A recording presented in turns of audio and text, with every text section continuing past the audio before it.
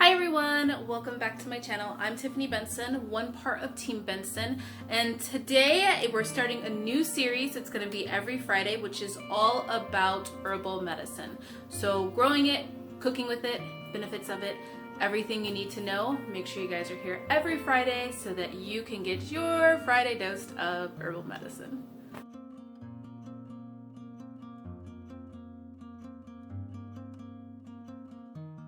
If you guys didn't see the flyer that just happened, I am doing a giveaway. I am building myself an herbal medicinal garden. It is a garden that is going to be used to kind of have like a little treatment box for my family and making sure my family is safe.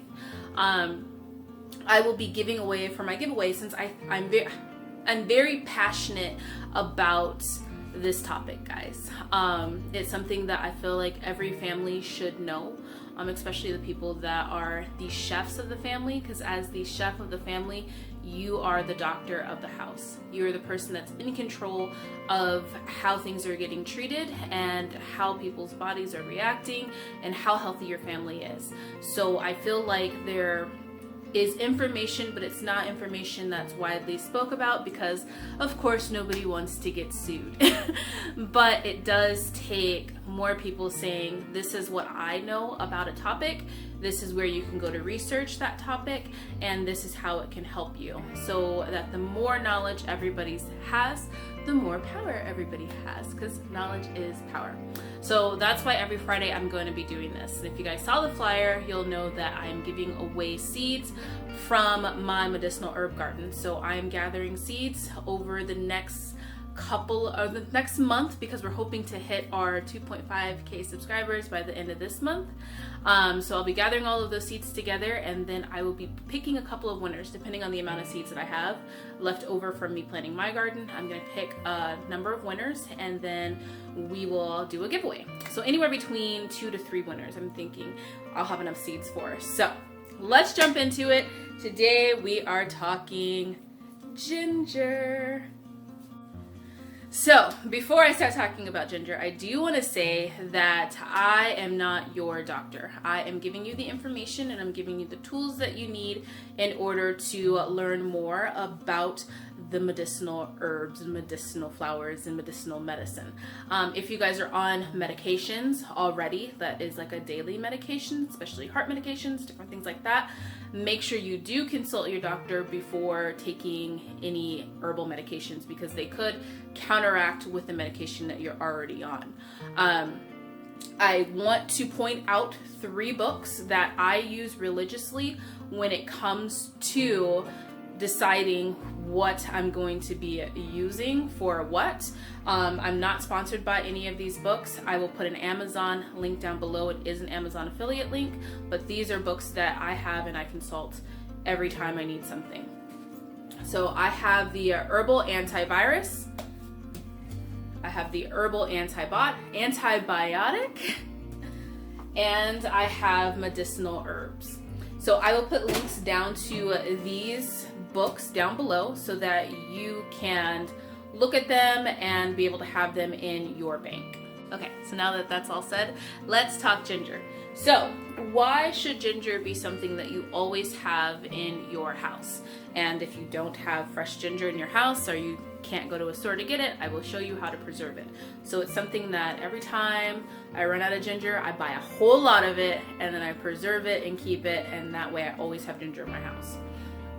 So ginger is an amazing root that has a very big anti-inflammation property to it. So as you guys know, and if you don't know, inflammation is what causes a lot of things. Take Alzheimer's, for instance, something that my dad is suffering with. Alzheimer's is caused by inflammation on the brain. Reduce inflammation over time, and that can ease some of the Alzheimer's. Will it reverse a lot of the effects of it? If it's gone too deep, probably not. But can it help prevent it? Maybe so. We will see, since I have a father that has Alzheimer's and I use ginger. It also decreases inflammation in other parts of the body. So ginger can be used a lot as a pain reliever. Part of that reason as a pain reliever is because it's decreasing the inflammation that's in your body. So whether you have a cough that is causing you lung infections like bronchitis or asthma attacks, or if you have gut issues that's causing inflammation like H. pylori or Crohn's or any type of inflammation in your gut, ginger can help ease those things. And ginger can also help balance out hormones. So those of you lovely ladies that are having cramps, it's caused by inflammation, ginger will help you with that. It also can help nausea in women that are pregnant. Some of the other wonderful benefits that I like ginger for is being able to reduce things that go on with your heart. So blood clots, sugar levels. So if you're trying to lose weight, if you're running out of energy in the middle of the day, ginger tea or consuming ginger regularly throughout the week can help prevent those things.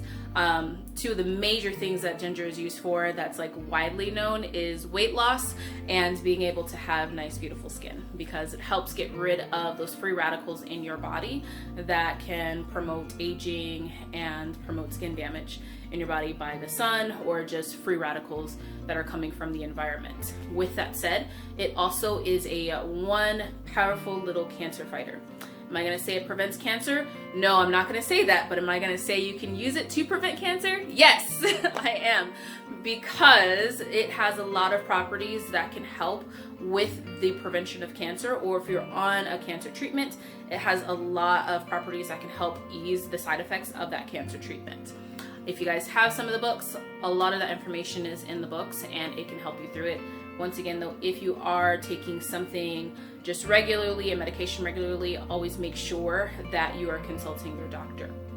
Now with ginger too as well, it's one of the roots that has the less side effects, but everything has side effects. If you have an issue with blood clotting or anything like that, ginger, since it helps circulation and reduce the thickness of your blood, it could be harmful for you if you have any of those issues. So make sure that you're taking everything in moderation. You don't want to go out and drink just tons of ginger tea every hour on the hour, because it is an herbal medicine. So you want to make sure that you're using it properly.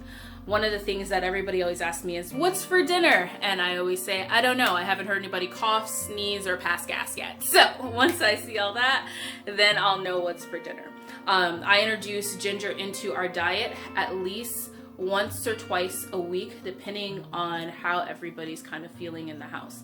If I am seeing things like constipation, if I'm seeing things like diarrhea or too much gas or just lethargicness, I introduce some ginger into our diet. Now, there's going to be a couple ways of preserving ginger that I like to use. I'm going to give you guys 3 different ways so that then you can always have ginger on hand for your family.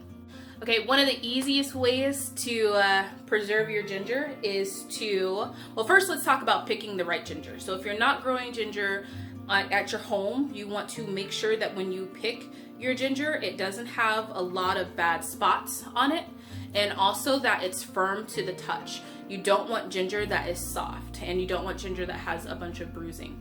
Also, you want to make sure that you wash the skin of your ginger. I even peel my ginger before using it, but I still wash my ginger with one of these. Hold on, I have to grab it. This is my veggie brush. Actually, it's a veggie brush on this side and a nail brush on this side, so it's quite handy.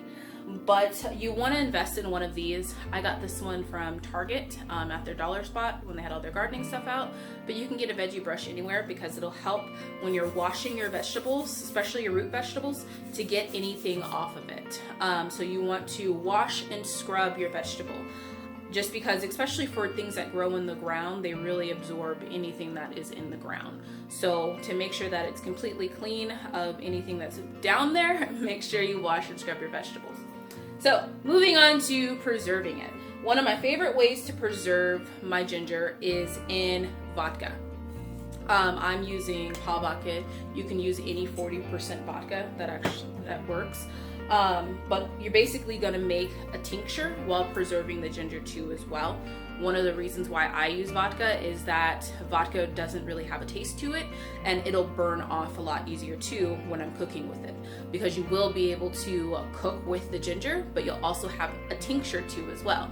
So for those that have people in your household like I do that do not just want to drink a ginger tea, you can maybe make a hot toddy or a cocktail beverage with the tincture that you use from the basically ginger extract. So maybe add a little cranberry juice and put a couple dashes of the tincture, which it will be the juice of the vodka ginger as it sits, and that will help introduce that ginger into the body. Also cooking with it, so you'll just take the ginger right out of the vodka solution, chop it up. I like to take the skin off of mine and put it into slices, so they're already into slices, and then I just take it, throw it right in the pan and make a stir fry. You can make soups, you can make any other types of ginger dishes that are tasty, and people don't know that they're consuming a whole bunch of cancer fighting roots. Makes it easier when you have picky eaters. The next way I like to preserve my ginger is with a dehydrator. This is my Presto. I got it from Walmart. They do also have them on Amazon too as well if you can't find them at Walmart. I know everybody was saying finding dehydrators were hard, and this is one that is not expensive, but it still gets the job done. So all you do is you wash your ginger, you peel your ginger, and you slice it very thinly, and then just put it into the dehydrator. It usually takes about 10 to 12 hours to get it down to a dehydrated state to where you can kind of keep it from molding or anything like that. And then you just put it into a jar. I'm using these jars for my tinctures. I also use these jars for my ginger chips, is what I call them. And you can throw them into some teas, or you can ground them up, make a ginger powder. Ginger shrimp is a really, really good one, that if you're making a ginger powder, you can batter it up with some flour and some ginger and some garlic powder and fry your shrimp, and then put that with other sauces and different things like that, or just eat it the way that it is, because it's amazing.